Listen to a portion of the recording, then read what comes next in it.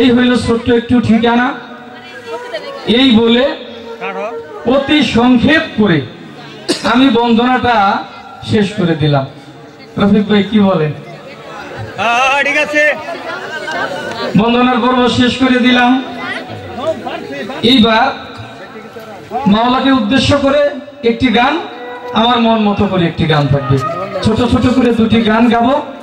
আজকের যিনি আকর্ষণ চন্দ্রা সরকার, তাকে একটু বেশি বেশি গাওয়ার জন্য সুযোগ করে দেব, কি বলেন?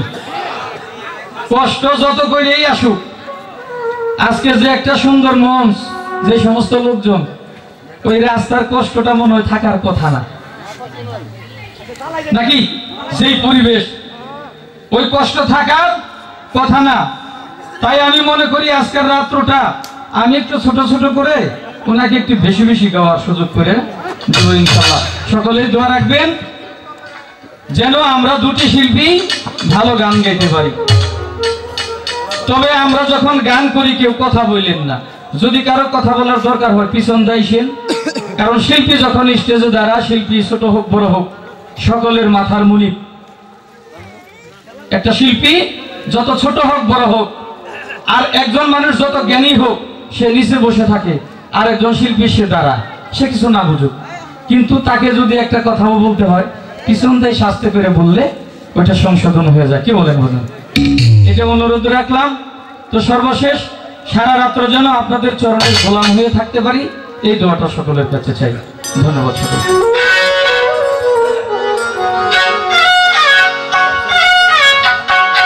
হে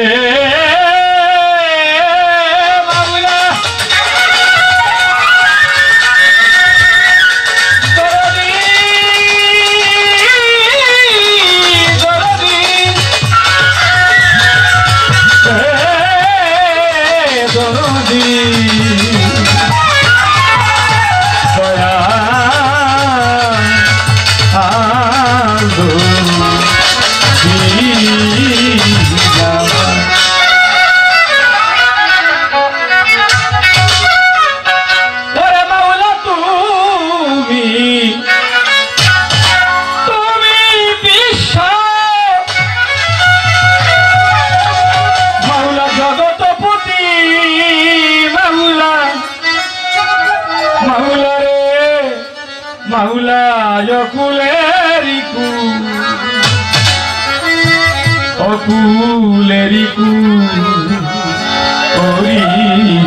কবু, দরবারে তোমা করিও কবু, দরবারে তোমা করিও কবু।